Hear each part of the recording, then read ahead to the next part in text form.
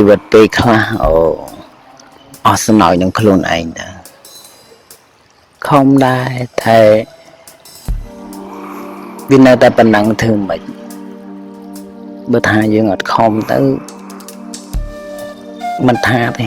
តែយើងប្រឹងដែរជឿឲ្យចឹងពីដើមមកប្រឹងប្រែងរៀនសូត្រគេតែថាអញ្ចឹងក៏វាអត់ត្រូវដែរព្រោះជីវភាពយើងវាអត់ណាត់គេជីវភាពយើងវាពិបាក